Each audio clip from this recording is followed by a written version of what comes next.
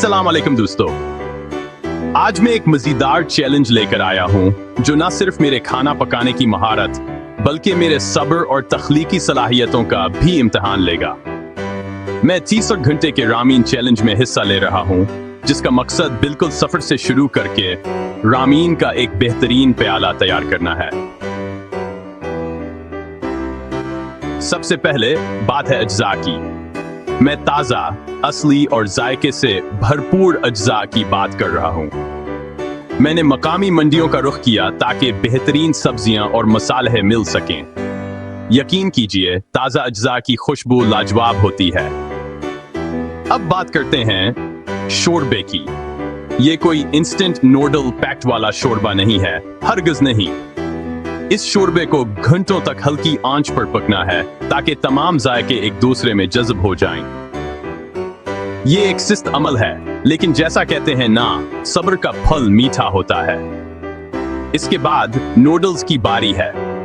घर में बने हुए नूडल्स को बेलना शायद मुश्किल लगे, लेकिन दरहकीकत ये बहुत मजे का काम है।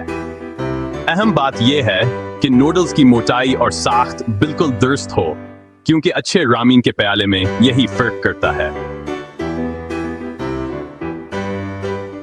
और अब टॉपिंग्स को ना भूलें। सूर के गोश्त के नरम टुकड़े, बिल्कुल नरम अबले हुए अंडे, कुछ हरे प्याज और शायद तिल के बीजों का छिड़काव। ये छोटी छोटी तफसीलात ही हैं जो किसी भी डिश को अच्छे से बेहतरीन बना देती हैं। इतनी मेहनत से पकाने के बाद अब चखने का वक्त है।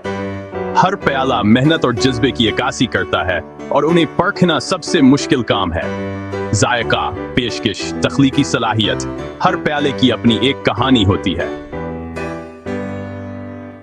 आखिर में सिर्फ एक ही जीत सकता है, लेकिन हकीकत यह है कि जब आपने खाना पकाने में इतना प्यार डाल दिया है, तो क्या हम सब जीतने वाले नहीं हैं?